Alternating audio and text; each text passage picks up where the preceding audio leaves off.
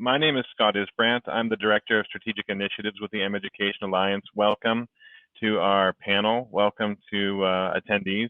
Pleasure to have you guys all here today. Very excited to be presenting with this new format. So perhaps, Zola, you can drop into the chat. What we've asked presenters to do ahead of time is share with us presentation videos. So we're really excited about the possibility of sharing your exciting work and innovations prior to the event, during the event, and after the event. In fact, Carmen, you guys were just chatting about this possibility. So we will be recording this session, these sessions, and as well as your innovative presentations and videos. We also have left it open for folks video to post images or share with us things after the fact. So this is my plug. Also for folks who want to share any content afterwards, we gladly will post it along with this recording. So again, welcome. Perhaps we can open by just going around the room and introduce ourselves, who we are, organization, and where we're from. In no particular order. Thank you, Scott. I'm Ritesh here. I'm calling in from India in Ahmedabad, part of an organization called Educational Initiatives, creators of MindSpark. I'm really excited to meet all the folks here. Wonderful, thank you. I'll go. Hi, I'm Victor Orozco. I'm a senior economist in the World Bank Research Department in the Development Impact Evaluation Group, DIME. And I lead the entertainment education, the use of entertainment media with development objectives portfolio, the research program. Thanks. Hi, my name is Strigel. I direct the Technology for Education and Training team at RTI International, and I'm excited to see so many familiar faces and see so many familiar names in the chat. Thank you for making time to join the session. And Hi, I'm Carmen. Sashwati Banerjee. Oh, sorry. Oh, that's okay. I figured I'd just follow on Carmen since we work together at RTI. I'm also an EdTech specialist at RTI, and I supported the study we'll be presenting with the piloting in the Philippines. So looking forward to answering questions, even though Carmen is presenting. Hi, I'm Sashwati Banerjee. I'm the founder and an entrepreneur in residence with the Central Square Foundation. And I'm very, very excited to be here with all of you and look forward to walking you all through this new app that we just launched. Wonderful. Well, thank you. And again, a warm welcome to all of our presenters here today. We're really excited here at the mEducation Alliance to be using the Hop-In platform. Also really excited to be leveraging all the advantages of this virtual platform. As I mentioned, we have all the folks here and others we have on our channel various elements for folks to be viewing. But I think what I'm thinking is that why don't we start off, let's go around the virtual table and everyone take a moment just to kind of give us a few minutes overview of what we're talking about today, the innovation that you're presenting and some of your work, and then we'll open it up through the platform, open it up for questions and some interactive dialogue. Again, we're trying to keep this just like a in-person event as we can with as much interactivity as possible. But let's kickstart the conversation with, again, going around the room and hearing a bit from folks. And you're welcome to, during this time, as we mentioned ahead of this session, you're welcome to share your screen if you have some images, perhaps a short clip, but again, let's keep to time as best we can. So I'm going to, in no particular order, ask for a volunteer. Who would like to kick us off? Okay, Victor, I volunteered you. Sounds good. And it's all you. You have the stage. Yeah, and I'll volunteer Sola to, if she could kindly play my short video clip. And basically that's my opening remarks. Sola, please. Wonderful.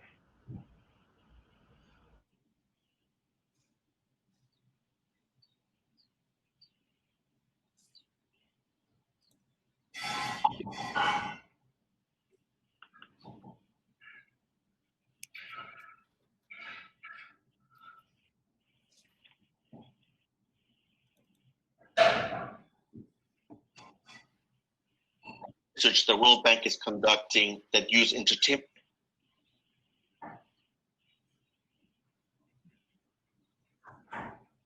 Hello, I will be presenting research the World Bank is conducting that use entertainment media approaches with the goal to improve literacy outcomes. For home learning to work, it needs two key ingredients: engaged parents and students, and adequate learning materials. The internet provides a wealth of e-learning resources, though many children lack access to them. Mobile learning can provide such access, as 7 out of 10 adults worldwide own a smartphone, with ownership rates rapidly growing in developing countries. The pandemic offers an opportunity to accelerate innovations against another crisis faced by developing countries, a learning crisis. The home learning formula faces important challenges in many countries. Illiterate parents often feel they cannot help their children's education. In northern Nigeria, less than 1 in 10 parents reads to their children, or parents have adverse attitudes towards education, especially girl education. Girls are more likely to drop out of school, and over a third of girls will get married before the age of 15 in northern Nigeria. Children's books are rare at home as well. The language of the learning material is another barrier for learning. In Senegal, over 90% of secondary school students speak a language other than French at home. As a result, they're more likely to perform poorly at school and to drop out. Behavior change campaigns for generalized epidemics like learning poverty requires targeting the general population. This can be very expensive and will require disruptive technologies and new partnerships to produce scalable, low-cost, and cost-effective interventions. To maximize returns to development investments, we first need to know if the innovation works, and if so, for which subpopulations. The World Bank DIME team is testing innovations in over 60 countries. Its program on edutainment, the use of entertainment media for development objectives, shows it can be a cost-effective tool to change attitudes and behaviors at scale. In partnership with the Norwegian Development Agency, or NORAD, we're testing combinations of edutainment with M-learning approaches. A randomized controlled trial of the TV drama MTV Sugar shows that the program alone had large behavior change impacts. Most importantly, these effects were driven by mechanisms unique to edutainment narratives. Viewers reporting greater program immersion and greater emotional connection with characters experienced even larger effects. In the context of school closures and social distancing, we need to make mobile learning work and to test different approaches quickly. In northern Nigeria, we are studying a social norms campaign targeted at parents to improve their self-efficacy beliefs and improve their attitudes towards education. Treatment 2 is a mobile learning reinforcer, where we additionally provided households with smartphones preloaded with literacy apps. The social norms sessions were opened by the community leader who endorsed the norm that education is in line with traditional values. They included edutainment programming. NGO facilitators led post-screening discussions, serving as real-world examples of women in leadership roles. A 2-hour digital literacy session was provided to households that received smartphones in treatment 2. These devices were preloaded with 2 apps, Feed the Monster, a gamified app that teaches reading foundations, and the Global Digital Library app, which had hundreds of books in Hausa. Supported by multi-donor initiatives, these apps were designed for low literacy populations using principles of human-centered design. They're also translated into hundreds of languages combined. Before temporarily stopping the 14-month follow-up survey of this trial, we managed to survey 2,200 households of the social arms only, which represented 45% of that study arm sample. With this caveat, preliminary results for this subsample are very encouraging. We observed large increases in parents' educational aspirations for their children and in wanting their girls to get married and to become mothers at later dates. We also see improvement in parents' self-efficacy and educational engagement.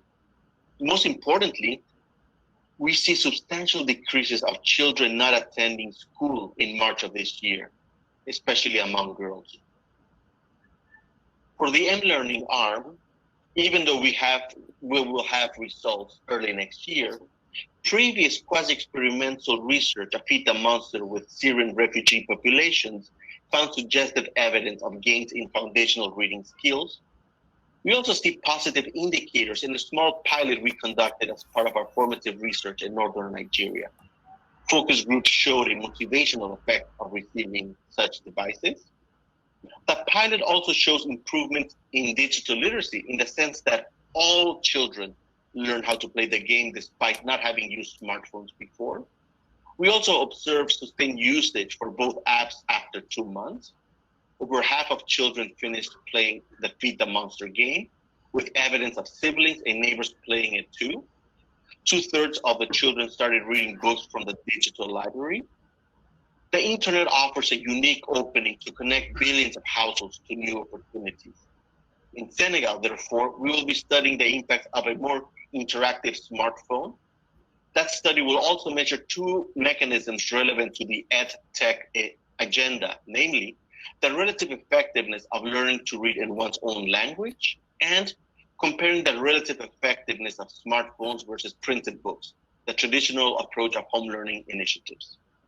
With greater internet connectivity, we can move to a new model where impact evaluation research is embedded in the design, pilot, and implementation stages of campaigns, improving their targeting strategies and content in real time. For example, we can A/B test marketing campaigns to increase the likelihood of campaigns going viral, or A/B test edutainment campaigns for parents to continue downloading and using new apps in the long term.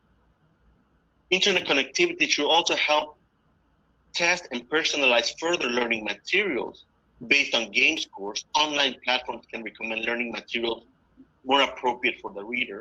And of course, literacy apps are just one of many apps that households may find useful. Through internet-connected smartphones, new and better services can reach billions of households at low costs. To conclude, combining persuasive edutainment with development apps can be a game changer, but we need to continue testing different approaches if we want to address the learning crisis in developing countries. Thank you. Great, Victor. Thank you so much for that presentation. So just as a reminder to our panel and then our participants, so we'll go through all the presentations first, and we'll hold, if we could, questions until the end, if that's okay with everyone. And then just a program note, with regards to the video, I saw that in the chat, folks had mentioned if you want to enlarge the video as it's playing, it's controlled by you individually at the end. So if you double click on it, it should enlarge. I saw that someone put that in the chat, so I thought I would just mention that. Okay, moving right along. Carmen and Sarah, would you guys like to go next? Thanks, Scott. Zola, again, may I ask for your assistance, please? Thank you.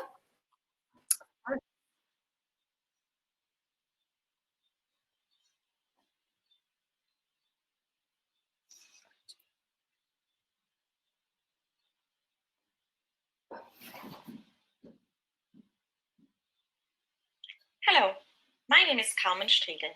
Together with my colleague, Sarah Pouezevara, I bring you this presentation on analyzing and validating game-based assessments. Research indicates that college and career success go well beyond academic achievement, involving competencies such as problem-solving, conscientiousness, persistence, and growth mindset. Although it's well understood that these so-called non-cognitive factors are critical to life success, education systems know actually very little about the extent to which they help students to develop these competencies. And this is, at least in part, because these factors are really difficult to measure reliably and validly. They're commonly measured using self-report and subject to a number of biases, including self-reference and social desirability. Research to date also suggests that if well designed, games can actually have certain advantages in this regard. Notably, test takers might not easily recognize which actions are being evaluated and which actions might have social desirability, thus reducing response bias. Over the last 7 years, while researching and refining our work in this field, we've developed 3 games and field tested them in different configurations with youth in Morocco, the US, and the Philippines. We currently have 2 games in our suite of game-based assessments. one aimed at measuring problem solving and one aimed at measuring conscientiousness.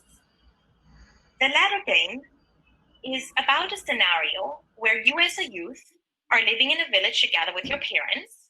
It is the week before a big festival in your village. And the festival culminates in a competition of the most beautifully decorated front yard. So throughout the days of the week, Monday through Friday, you're supposed to do your daily work, help your parents, and decorate the house. Let me play a few seconds of the game.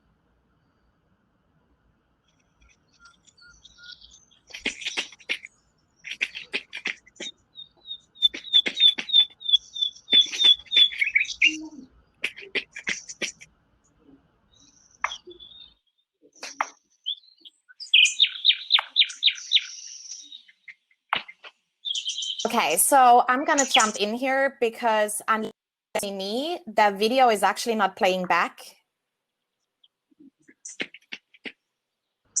And I haven't been hearing it at all from the beginning, so there seems to be some IT issue.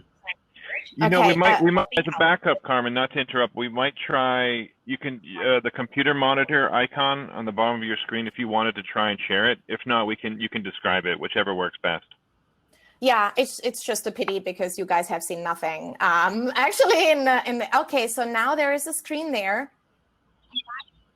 It must have just frozen.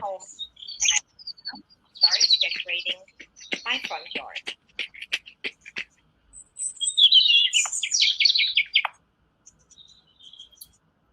Hello? Zola?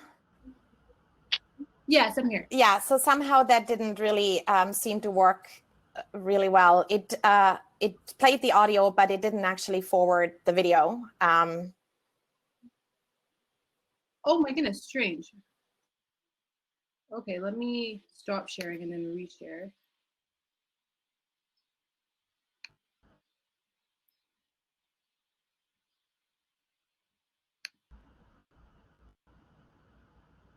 Can we see the screen now? I can see the screen, yes. Together with my colleague, Sarah Pouezevara, I bring this presentation on analyzing and validating game-based assessments. Research indicates that college and career success go well beyond academic achievement, involving competencies such as problem solving, conscientiousness, persistence, and growth mindset. Although it's well understood that these so-called non-cognitive factors are critical to life success, education systems know actually very little about the extent to which they help students to develop these competencies. And this is, at least in part, because these factors are really difficult to measure reliably and validly.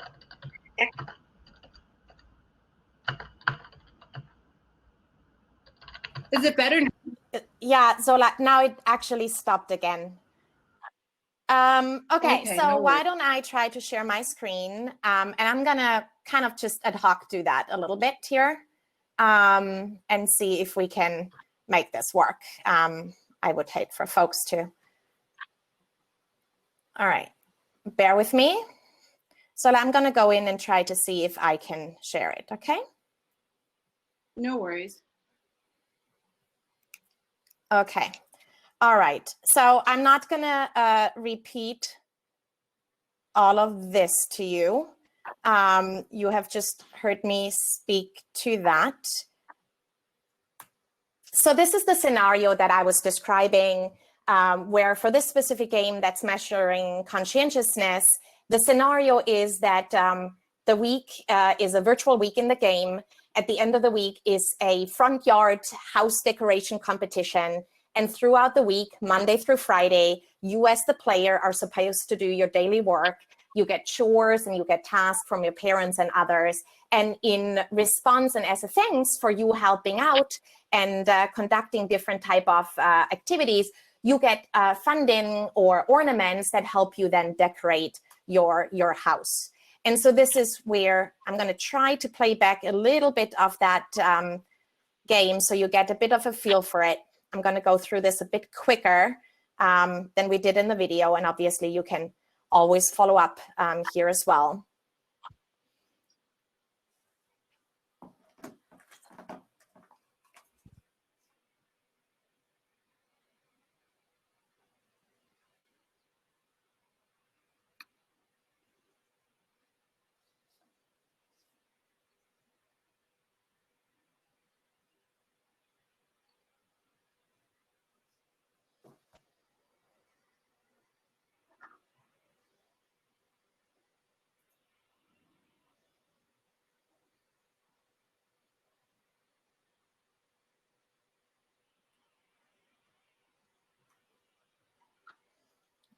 Okay, so let me stop here. I hope this gave you a little bit of an impression for how the game functions. I then go back home and I get to pick my ornaments that I just got and I start decorating my house. So let's move forward in the presentation. So essentially a big element for us in making this an actual game is that we needed to define what we're actually measuring. And so key to the exploration was, how do you actually measure something like conscientiousness? And in this specific model, we have used a five-facet approach to measuring conscientiousness based on the literature and the research that exists out there, looking particularly at aspects of industriousness, self-control, orderliness, punctuality, and responsibility. And so we then operationalized these model into concrete variables that we were able to also measure in the game through the different tasks and the actions of the player. So there were 192 variables in the game at the end of the day. And as you can imagine, that together with all the data that you get from the different clicks that you do as a player in a game actually ended up with a pretty huge data set. So one of the challenges for us in the design of these game-based assessments was really about balancing the standardization of player autonomy with the implications that some of these elements may have for the psychometric integrity of the measurement.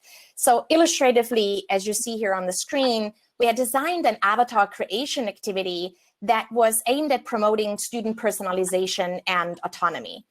But our scoring models included then variables related to these activities as well.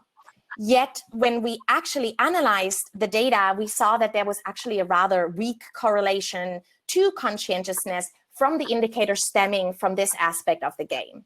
So one of the key things that we'll need to do is we need to do some qualitative research during our next field test to really look at to what degree do we maybe want to maintain these features because they augment our player and student motivation and engagement vis-a-vis the fact that maybe for the measurement, they're not quite that critical.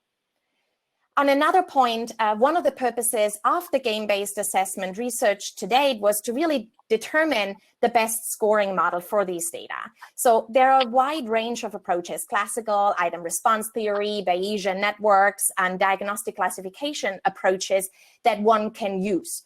The problem is that sample size requirements for these different statistical approaches actually differ quite a bit and may have significant implications for the cost and the effort of your field test. Our original design also foresaw that the high score on many of the game items really required game completion. And it's all of the 5 days of the gameplay during the week that count into that.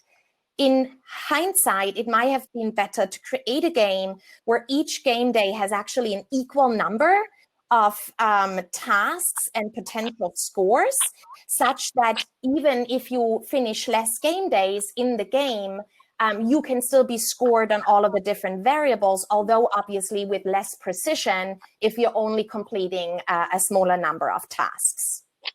A further line of investigation for us around measuring and using games for assessment is on novelty effect.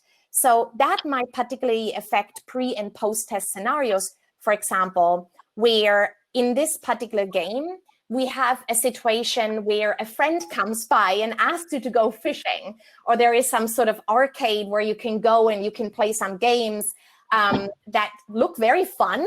So I think players kind of want to explore that. But obviously, the conscientious child will not fall for those distractors, but will prioritize completing their chores.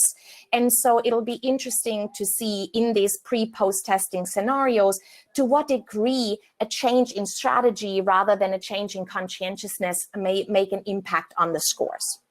And then lastly, one of the challenges with game-based assessments really lies in validation, and maybe others will be speaking to that as well throughout the conference.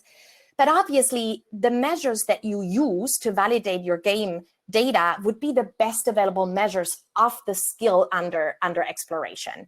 Yet, what we have said earlier, these existing instruments and measurements measure construct in different ways, and they have their drawbacks, including the biases that I mentioned. And so the whole reason why we developed the games is because we wanted to overcome limitations with the existing self-report survey type of measurements. So you want to see sufficient correlation such that you know you're actually measuring the same thing. But at the same time, you don't want the correlation to be too tight, because otherwise there would be essentially no purpose to you trying to improve on the existing measurement. So key to resolving some of these challenges is really going to be able to collect a lot of data from large sample populations together with such accompanying measures. And so we are very eager to find ways and partners to further use these games in the field. And if you're interested, please reach out. And thank you for your attention, and sorry for all the technology mess up. Thank you so much, Carmen and Sarah as well. And so sorry for the glitch. You know, technology, as much as we all love it, it helps, but it also hiccups. So it is what it is. No problem. It is what it is. We roll with it. So thank you so much. So moving right along, Sashwati from Top Parent app, would you like to go next? Sure. So let me request you to play the video, and if it doesn't, I'll switch like Carmen did. Yes.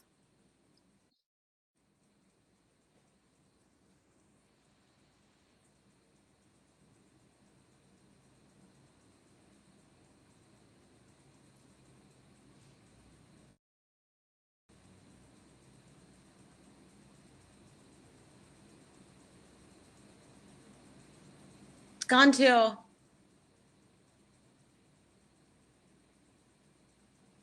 Voice is not audible.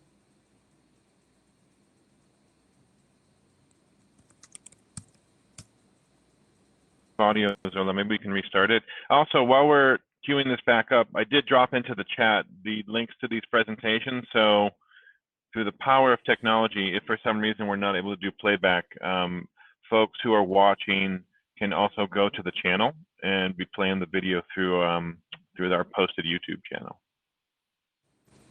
Let me just try. Hello and welcome. I'm excited to present today an innovative technology solution for improving family engagement. We all know that the COVID-19 has disrupted our lives and that the lockdown has affected all of us. But actually, for millions of young children in India who are from under-resourced, low-resource populations, it has been very bad. They're unable to access regular education, and moreover, they lack adequate support at home. And we know that support at home and parental engagement is completely central to kids learning, surviving, and thriving. Technology definitely has a potential to accelerate change. Actually, for the first time, the data shows that rural internet usage is comparable with urban internet usage. But we really wanted to find out, how we could motivate parents, how we could understand, what their needs were and what help they could provide to support learning at home for young kids. So we undertook a needs assessment study. We really wanted to understand what their current knowledge, attitude, and practice was. We wanted to understand what the barriers were, what were the aspirations, what was the motivations.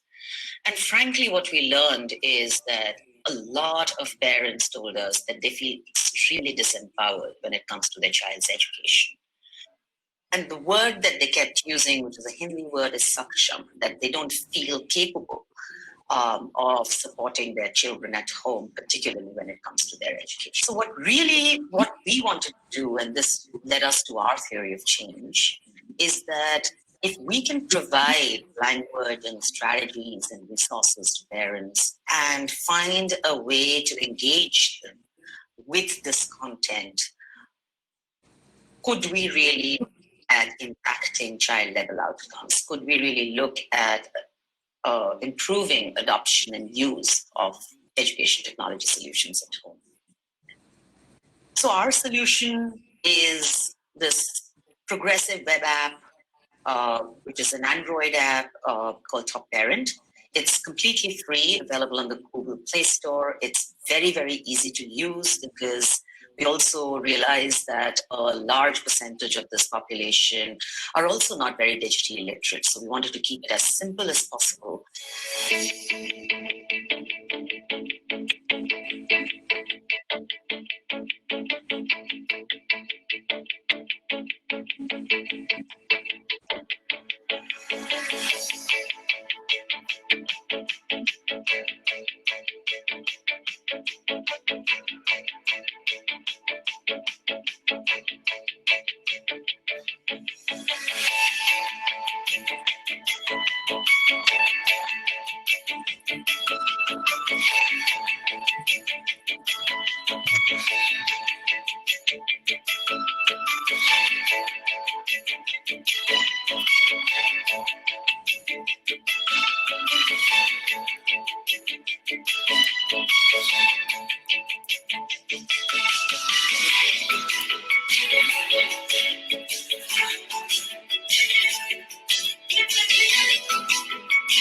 I also wanted to just highlight and call out why we selected the three solutions that we did.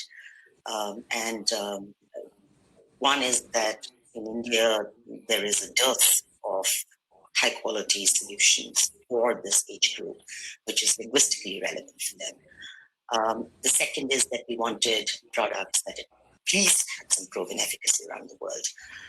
And that kind of drove our search to identify these three as what we would like to launch with in our prototype phase. So there's Google's Read Along, there's Chimple, which was an X Prize finalist, and there's Math Masti, which was actually an X Prize winner at Kids School.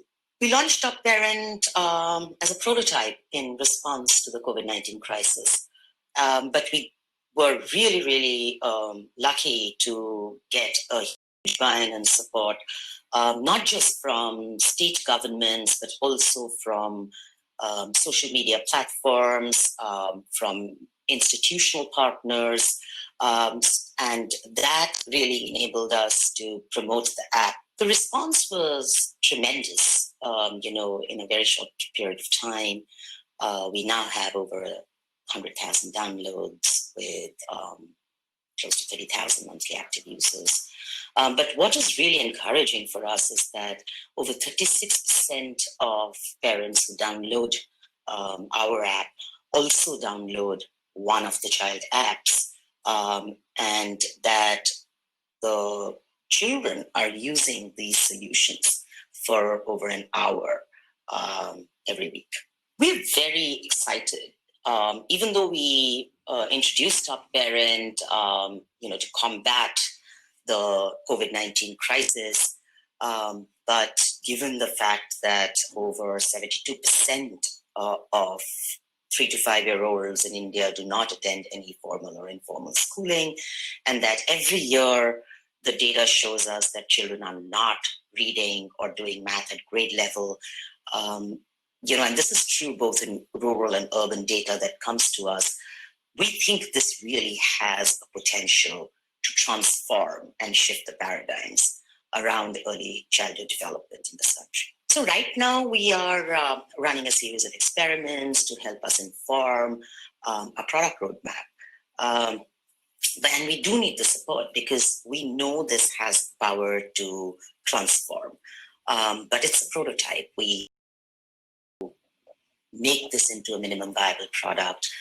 We are seeking funding, we are seeking partnerships in research, technical partnerships, so that we can really reach maximum number of parents and kids with this solution. And in this endeavor, I'm joined by an exceptional team whom I work with, and I'd really like to give a shout out to Richa Shukla, Atul Nipani, Akshay Badwar, Parth Arora, and Pratham Varshni, who have been the core team that has really worked to develop this product and to take it to where it is today. Last but not the least, I'd like to leave with you a snapshot of the kind of content we've created, which we are hoping will really help us change the knowledge attitude practice of parents and make them play every day. Thank you.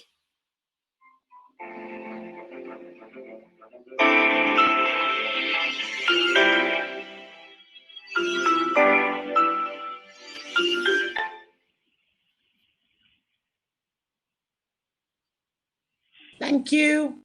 Sashwati, thank you so much, Sashwati. Really appreciate that. And there's the general note to everyone. We seem to be noting some buffering issues. It's not your connection, it's us or the platform, so apologies there. As a reminder, I dropped into the chat. These presentations are posted online, so maybe we can multitask. Folks can take a look offline during or just after. And again, apologies for that unforeseen buffering issue. All right, to our last presentation, Ritesh from Educational Initiatives. You have the floor. Yeah, thank you, Scott. Thank you. It's a pleasure to meet all of you. Zola, if I have your permission, can I share my screen? Yes, of course. Thank you.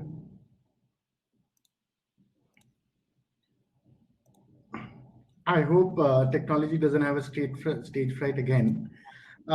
It's a pleasure to meet all of you today. I'm here representing educational initiatives to talk about our edtech solution called MindSpark, which we've adapted during the COVID time to improve learning outcomes. Just a brief background about educational initiatives, founded about a couple of decades back. What we aspire to do is create a world where children everywhere are learning with understanding. To do this, what we work on is three main important things. One is on learning assessment. So huge shout out to the RTI guys whose work we are a huge fan of. So we've been working on learning assessments for the 20 years in India, working across different states with different stakeholders. Building on that, about a decade back, we built something called MindSpark, which is a personalized adaptive learning solution, which has gone through rigorous trial by JPAL, ID Insight, and many others. And has been recognized at different forums for the use of pedagogy, at the same time the use of technology in delivering learning outcomes. And the third piece of work which we do to advance our vision is this idea of science of learning, that is doing research and building evidence on what can really inform high quality instructional design, how can we build capacity within systems to analyze and read data, ultimately to help children learn. Today, I want to talk about MindSpark. So it's a pedagogy-based adaptive learning solution, which is based on research. It is contextualized in multiple Indian languages and in English. It's data-driven and it's evidence-based, which is built to improve the skills in mathematics and language to enable learning with understanding. It works for children at their own pace. It provides instant feedback. It is built on the scientific research on different topics and concepts, and it works both within school as well as in outside school environments. Now, when the COVID pandemic hit, a lot of our children who were using it in the 300 odd schools in India, they didn't have devices at home. And we wanted to innovate and try to see what is the value add that we can provide to that. So to this, I just want to share a short video which explains what happened with MindSpark during the COVID time.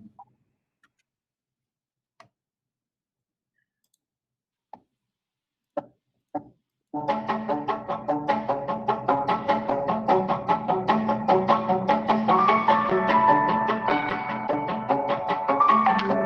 COVID-19 pandemic has shocked the entire world, forcing countries to take major steps for the safety of people. Many aspects of daily lives have been disrupted, including education.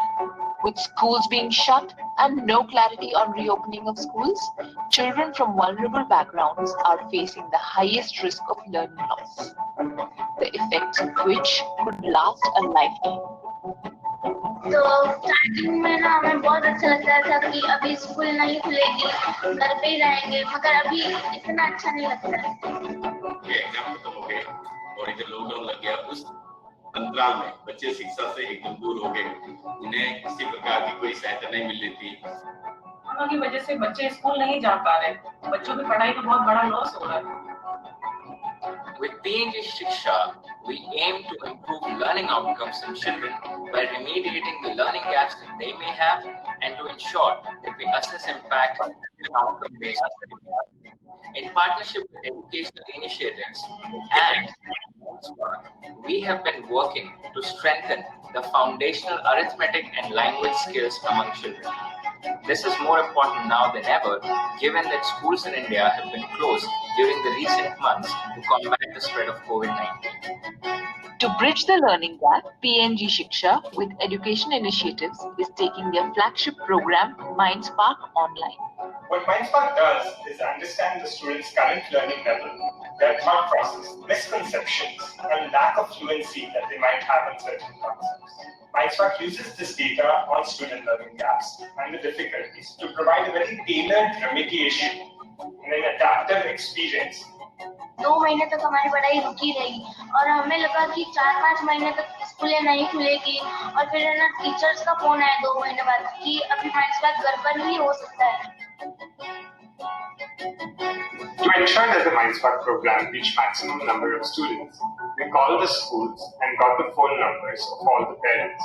We allowed the students to continue to use the same IDs that they were using in school.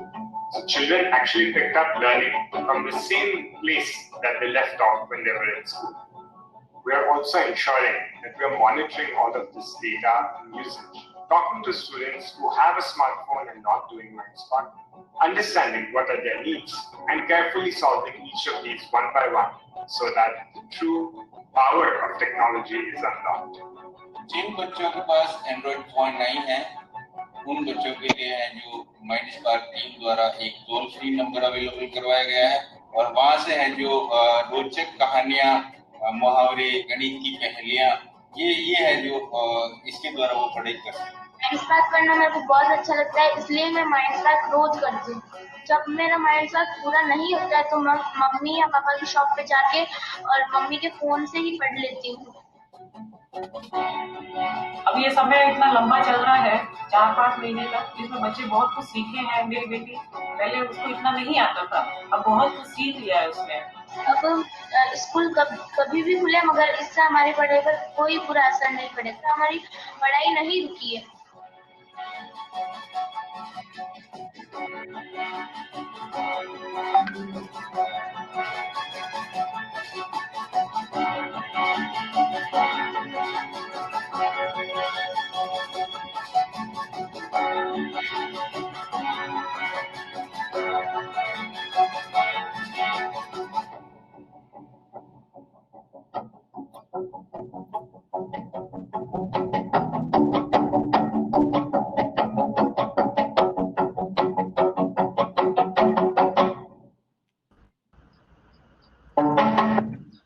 So as you saw in the video, one of the important things that we did was as soon as the COVID pandemic hit, what we wanted to do was reach out to all our parents and children and do a digital profiling of them. So what we were doing is how many of the children have a smartphone with an internet connection, how many children just have a smartphone, how many children have phones, how many children are not traceable or are not accessible through any means possible.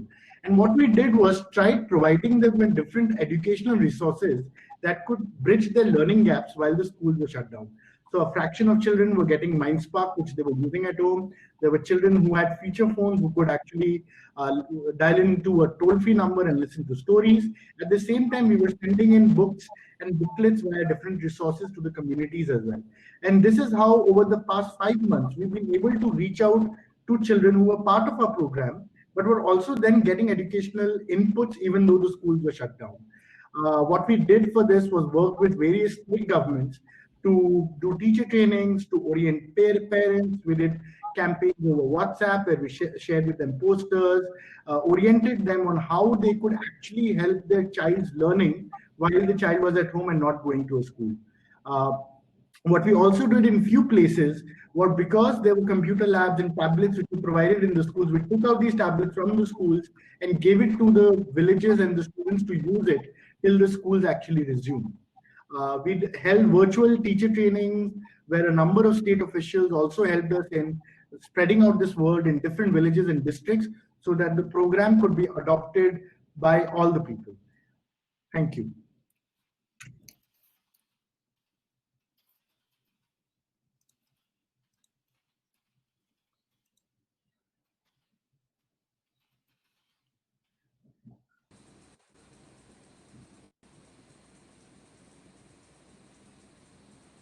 Did we lose Scott? I think we lost Scott. We lost our moderator. This platform is not the smoothest, I have to say. I think we're probably overusing a lot of what it is planning for. So I guess until Scott comes back, it's time for questions. So anybody who has a question, maybe start typing those in the chat. Zola, maybe you can help us keep track of stuff and we try to respond. And there he is. So sorry. So the technology glitches are just cascading. Everything froze and I had to reboot. I don't know what's going on. The universe is conspiring against us. Thank you, Carmen, for jumping in. So we have a replacement for the replacement moderator. Thank you, Ritesh, for your presentation, and thank you to all of our panelists. And yes, I just want to remind everyone that in the wings, we have 40-some participants in this session. It's too bad that we're not in a room. We'd see a nice crowded room with lots of interested folks. Perhaps we could open up, I think, Carmen, you were just saying when I jumped back in, we can open up to folks in the room. There's the chat to the right. If you folks would like to drop in questions for our panelists, that would be fantastic. We can get started trying to keep this as interactive as possible, despite the challenges. While we're waiting for folks to jump in with their questions, I have a few. Well, first, again, thanks so much to our panel. You know, I heard a lot of key things that, as an EdTech entrepreneur myself, I think all these different initiatives and interventions touched on that are super important. Data-driven, looking at the needs of not just the learner, but the parents. I was really happy to hear this issue, which is super important, about parental engagement and empowerment, and how parents can accompany their children with the solution. The solution is not a standalone piece. So I have a question let me throw out to the entire panel, and folks can kind of answer as you see fit. So I'm thinking about the self-sustainability of EdTech ecosystems. You know, so we're in this context of COVID-19. You know, with MindSpark, we're hearing about the learning loss, and with Top Parent about parental engagement, and then RTI, creative uses of game-based assessment, and World Bank Victor as well, some fundamental skills acquisitions through creative uses of learning channels. But all that said, I'm just curious to hear a bit more from the panel about how you see the self-sustainability of what you're doing within the context of an EdTech ecosystem. So for instance, the content creators, the parents, the educators, where are we now, and what does it look like going forward? I imagine these are innovations that you folks had in design pre-COVID. COVID looks like it's going to be an extended period of time. These are certainly interesting innovations to have in our toolkit, but I'm curious to hear more about what you think the EdTech ecosystem looks like for what you're doing in particular during this long COVID period of time in terms of a response. Shall I go first, Scott? Please do. Yes, please do. Okay, so I think I alluded to this in my presentation as well, but you know, one of the big challenges around education technology, particularly for the younger age group, is that there is seriously no product in the market that's free of cost, that's culturally and contextually relevant, and that engage children, you know. And this is a tussle that we are constantly having. It was very interesting to see Carmen's presentation, you know, talking about the whole game designing piece, because very often there's the commercial sector that does purely so-called entertainment. We don't know what the efficacy of those products are. And then there's the nonprofit sector, which very obviously never has enough money to produce highly engaging EdTech. I think that's one big issue, is that there is just not enough product. And I think the second one, which is a little bit of my pet peeve, most of the EdTech solutions are really looking at measuring the two key indicators of reading and numeracy. And what, if COVID has shown us anything, it is that social emotional learning, lateral thinking. You can't hear me? Sarah, you can't hear me? You guys can hear me? So I can hear you, but it seems if people cannot hear you. I can hear you. Oh my God, I don't know what to do. It's okay. There for those seems who to be can't. quorum that some people can hear you. Yeah, I think everybody just has to do their best to. Please continue, and then Yeah, maybe no, for folks who sorry. can't hear, we can refresh. Yeah, and anyway, so what I was saying is that one is that there is very few products that are available. I think the second thing is that the products themselves are not engaging. I think there is the third thing, according to me, is this whole quest around. No, Carmen, you're saying something, but I can't hear you.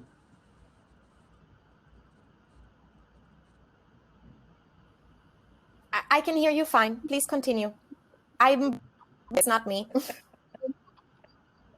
All right, sorry. I keep forgetting what I was going to say, but I said the third.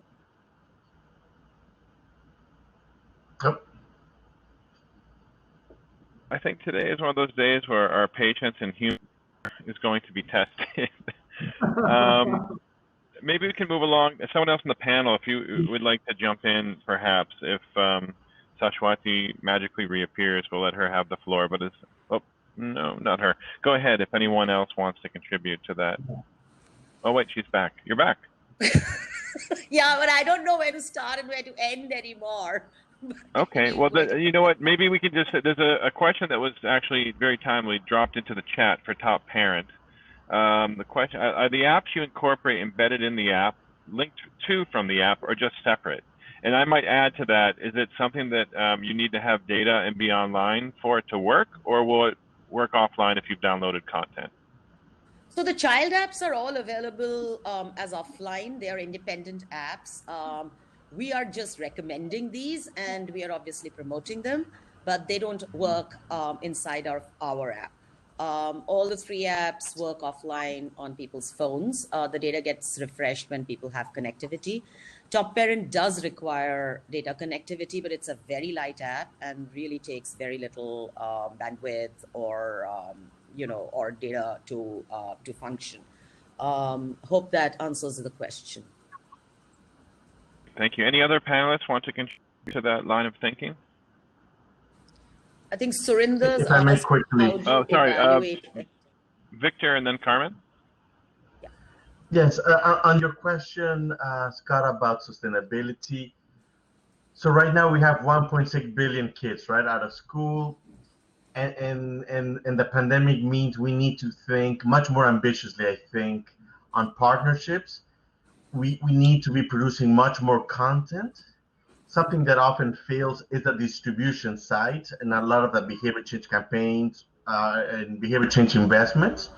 So there has to be bigger partnerships for this material to be distributed at the regional country level, but also within the content production side, bring on board local influencers like community leaders, right? And also just localizing the content. Right now, a smartphone costs less than $50 with a solar charger included that could run so many apps that could have thousands of books, thousands of, engaging content, gamified content that I think will require changing the paradigm of let's print books, let's do some small piloting of apps, and bring on board a much bigger partnership because it's 1.6 billion, right? In addition, the smartphone obviously can be used for many other household needs, cash transfers. I know of some projects that started using smartphones for delivering conditional cash transfer programs because often, there's that initial investment on the phone, but if there's some partnerships on the data distribution, then it could be much cheaper in the medium term to be giving smartphones just for these cash transfer programs alone. Of course, these apps can be targeting so many other household members, but hopefully, someone could take the leadership here and get this thing moving faster. Thanks. Victor, you make a really good point. In fact, I noted that from your presentation about the efficacy of digital content and distribution versus printed books. I mean, what we've seen in the last couple of decades is that things have not changed very much in terms of printing costs, access, availability, but quite frankly, the costs, so it's a critical point to think about the EdTech ecosystem vis-a-vis content creation, production, distribution in a digital way, but in a sustainable way, where all the local authors, the local graphic designers, content creators, EdTech entrepreneurs can all be brought together, and thinking about that as a sustainable way to drive that forward.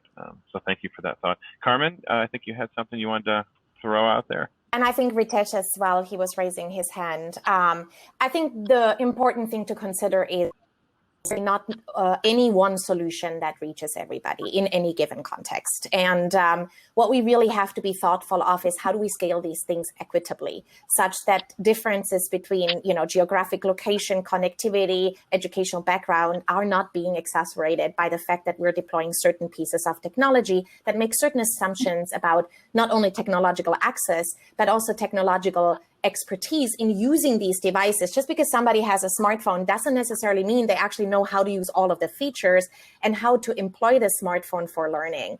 And so I think that's where I'm very excited seeing across the different presentations today, how both the MindSpark and Educational Initiatives team and Victor and Sashwati, you are pulling in still the bits and pieces that sort of round out that ecosystem, from print-based materials, WhatsApp, SMS-based environments, just to reach a wider range of learners and families. I think one of the things that we have been trying to pay particular attention to at RTI is also on remote assessment.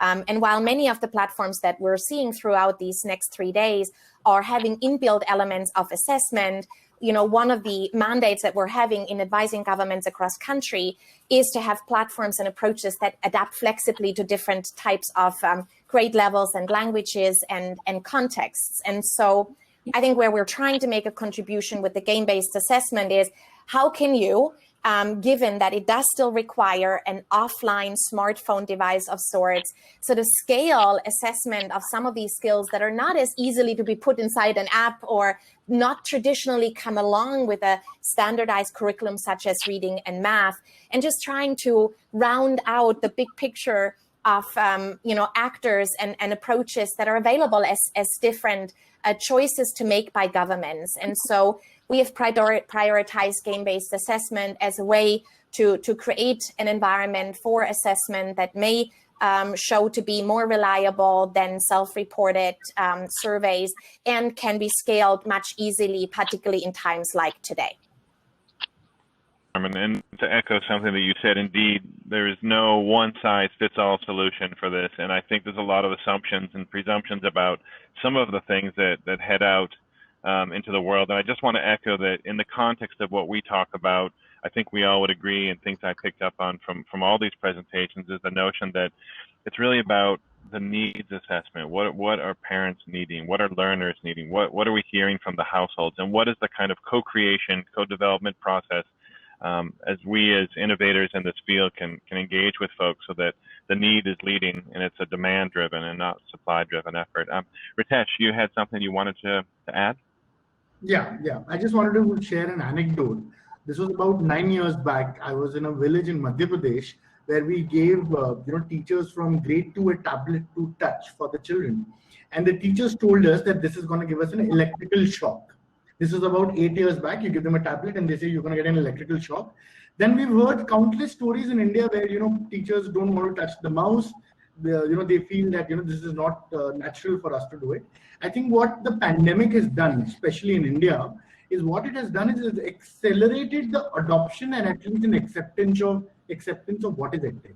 So what we're seeing in India today is like a boom of EdTech across different stakeholders, from parents, from children, from principals to the government, and everyone's saying, okay, now I'm going to give a shot to EdTech.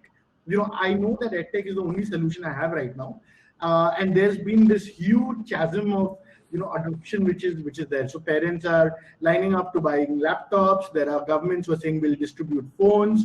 There are governments who are planning that how can we build a tech infrastructure for the future. So a lot of tailwinds on that.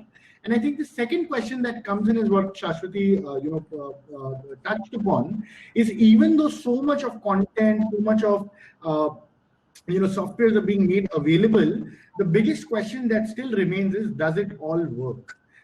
We are seeing countless of teachers taking Zoom lessons. We're seeing a lot of videos being made. but we really don't know whether any of them actually work or don't work. And I think that's the other part where products need to be very, very conscious of in terms of the pedagogy they deploy, in terms of the data they're seeking from the children. Is it really effective? Even if we might have all the infrastructure which is set up, is it again going to be like the one laptop per child kind of an experiment where we put it there, but there's just no learning outcomes that is achieved? And I think that's the second biggest question. So definitely an opportunity where, like Victor was saying, there is behavioral change, at least in the constituencies where we are working in India. A lot of teachers, a lot of parents are saying that, okay, EdTech can work. At the same time, the challenge is there enough of evidence-based models that can be part of this EdTech hardware infrastructure, which is being procured both by parents as well as by governments inside schools. Thank you for those comments, and I just want to underscore something you said, opportunity here. I mean, I'm also seeing this as well, having worked in EdTech for over 20 years, sometimes supported, sometimes a bit off to the side. You find that this acceptance now versus avoidance, it's actually people are educators, teachers, a lot of households that might have been skeptical in the past are suddenly embracing this and really looking at it as something that they need to be thinking more about. Interesting enough, about 10 years ago, I had designed and was working with a team with a last mile mobile learning solution in Mali. And I was presenting to a ministry group and some teachers. And one person raised their hand and they said, "So you're going to replace all the teachers?"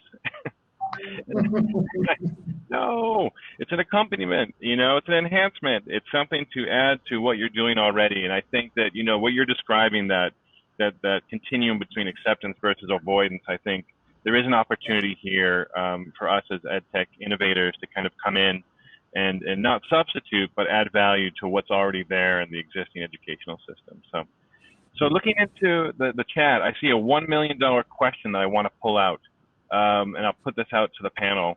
How do you evaluate EdTech apps? The $1 million question. Any takers? Who wants to jump in? Happy to do a quick reaction. Victor, do you want to go? How we, I can tell you. Victor and then Sashwati. Sorry, my slight delay on my end. I would break down that question in how can we test take-up strategies, because people have to download apps.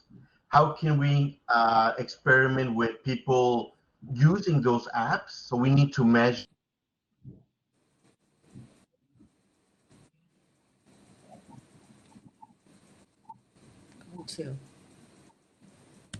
Freeze.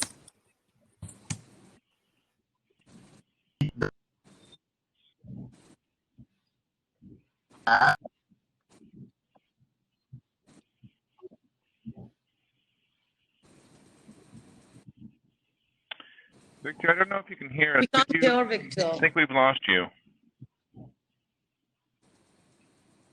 Yeah. Sashwati, do you want to jump in? You had a comment, and then when Victor comes back online, we'll switch back to him. Go ahead. Sure. If you can't hear or whatever, I mean, I might drop off as well. But very quickly, I have to say that 2 or 3 key things. One is that a lot of the EdTech apps that are built, we need to know what the learning engineering is behind it. Can you hear me? No? We need to know what the learning engineering is behind it. Right now, a lot of the data that is captured is really captured on 2 levels. One is how much time are kids spending on the app, and whether they're moving some sort of learning levels, etc. I mean, the case in point is we have 3 of these apps. They're all aimed at the 3 to 8-year-old age group, but they all work on different learning frameworks. Right. And the problem with that is that if you have to create a common framework or a common assessment framework, how do you fit all these pieces in together? And I think that is a big challenge, is the back-end data and how that data is used to improve not just education technology products, but also whether children are really learning or not. I think that is a critical outcome. And the second thing is, how long are these kids using the app for? 2 months, 3 months? if it's a great app, then maybe 4 months. Now, is that enough to see the delta in learning outcomes? Yeah, no. Or does it really need to be supplemented? I think that's something that really kind of bothers me, at least. Yeah, that's a great point. Ritesh? Yeah, just to add on this, so there are two dimensions on this, the way we see it at Mindspark. So at one level, Mindspark's been evaluated by ID Insight and by JPAL and by others, a host of organizations. And most of them have been for Mindspark in after-school centers or either inside schools themselves, where they are enablers to teachers, right, inside a classroom. And there, so we don't face any sort of the challenges we are facing today of how many active users do you have, what's the cost of acquisition. All these questions don't come when you actually work in a school while working with hand in hand with a teacher. And there our primary focus has been that what is the value add of technology vis-a-vis when the children are not given technology. A classic RCT, a classic baseline and model. And there is what we've seen that Mindspark adds almost double or more than double the value in math and language. So that's one aspect of it. But what we've learned in COVID is a stark lesson. So what we've learned is now the schools are shut down. We are providing Mindspark at home. And we're realizing that there are some children, like the one you saw in my video, who has used it so much throughout the 4 months that she's been able to cross 2 learning levels. But then there are children who are just logging in for 1 minute, 2 minutes a day. And what we're realizing there is that who is the enabler at the home? Because you don't have a teacher there, you don't have an institution there. And that's the place where, again, circle back to the point that technology by itself can't be dropped to the student. Yeah. There needs to be an enabler, whether at home it needs to be the parent, whether at school it needs to be the teacher for it to be effective. And one thing we're sort of finding, especially in the COVID era, while we're working at home, is the whole issue of access. So, the issues around connections, the issue around a device having compatibility, children having access to the device. So what happened in India was the lockdown happened in phases. There was a time when parents were with the children at home. There we saw a surge in the usage. The moment the parents started to go work outside, the children didn't have devices to use. And that's when we started seeing the drop. So there is this access issue which sort of does not help in knowing whether the product is effective or not, because you've not been able to give the child enough time to use the product to prove its effectiveness. But I would say the ultimate objective of the evaluation should be to see the value add as opposed to analog methods or business as usual methods. I think that would be one way which we have approached the problem. Yeah, no, thank you, Carmen. I'll get to you on second. Victor, I'm so happy you're able to reconnect. Let's go back to you for a moment. Sarah, you were mid-thought. Maybe I'll have you start from the top if you don't mind. No, it's not your fault. I have an internet on this side. What I'm saying is, on the question of how can we test ed tech, I would break down that question and saying, let's test take-up, so people download apps. Let's take up usage, so people use those apps, and when we give tablet, smartphone, they're using it. And lastly, does this usage lead to improved learning outcomes, especially relative to other approaches, traditional approaches like books, printed books, right? Mm. And right now, because of COVID, I think we need to be testing many variations, and if we're connected, we could be doing a lot of research to fine-tune the content, the distribution strategies, so these apps are being downloaded and used systematically. And related to Carmen's point earlier, once you're connected to the internet, and that will require some, partnerships, I'm sure, with the telecom, satellite, etc. companies, then we could actually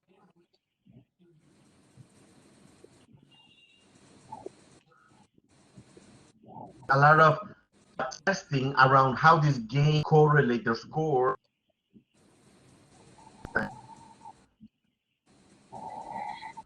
Yeah, great. Thank you, Victor, for that point.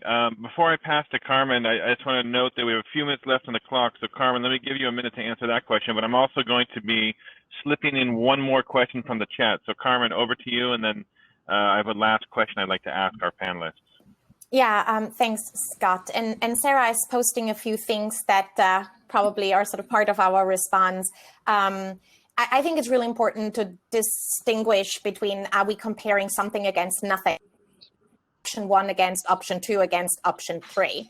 And we do a lot of the former and we do very little of the latter.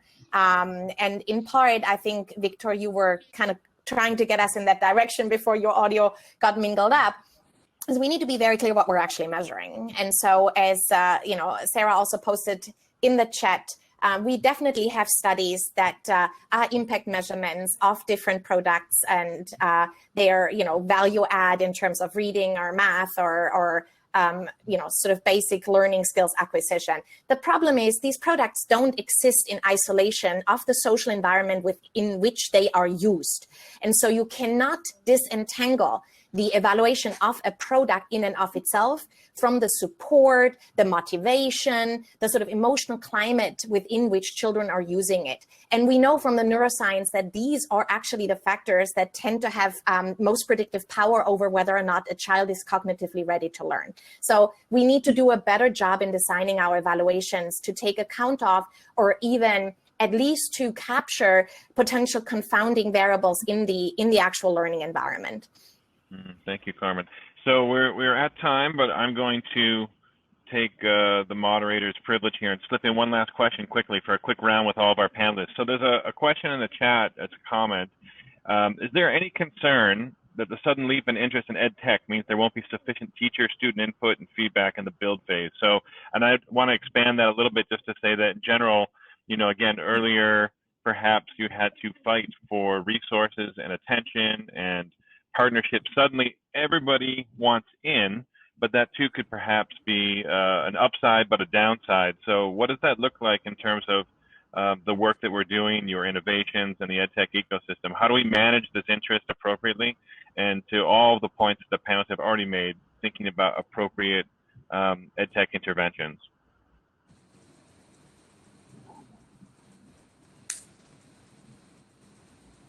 Anyone from the panel want to tackle that? Yeah. Okay, I'll try and respond, Scott, and maybe others can join in. I don't necessarily see EdTech as replacing educators, and I really see it as an enabler, and I see it as supplementing the system. I think I shared the data briefly, but 72% of kids in India in the 3 to 5 year age group do not attend any formal or informal preschools, right? And for them to get something at home in their hands, I think is critical. I think the other big missing link is the engagement between the parent, the school, and the community. And I think technology can really help bridge that need gap. Any other last thoughts from our panelists?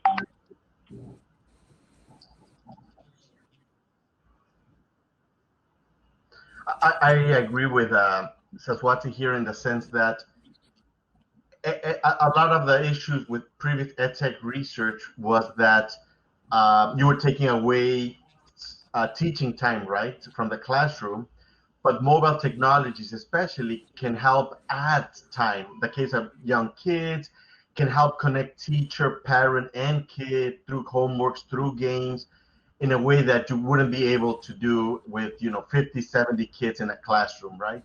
So the power of complementing, I think. But I think in the context of the emergency response that we have seen many governments mount, particularly around March, April, I think, Chris, your question is very fair. There, I think, were a lot of concerns about many of these decisions of platforms and content packages were very top down. And in part, that was the nature of the emergency. And I think very understandable from that perspective. However, we know that some of these remote learning situations are going to be protected, have an opportunity to really make sure that we listen to teachers and that we listen to the actual users that are supposed to be providing those services using these tools.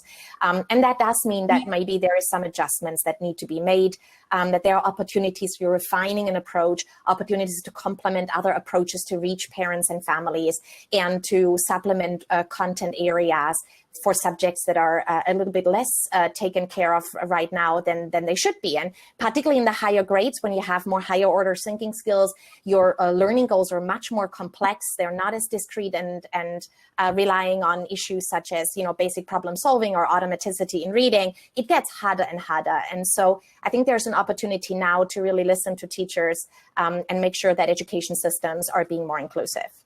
Yeah, thank you, Carmen. Ritesh, you have the last word. Yeah, thank you, Scott.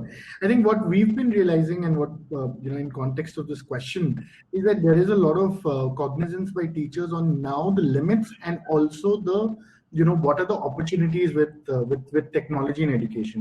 And I think what this pandemic has done is almost expose that. So I've got students in my apartment building who are constantly saying, when are schools going to open? And I ask them, why are you so excited about schools? You've got your Zoom classes happening.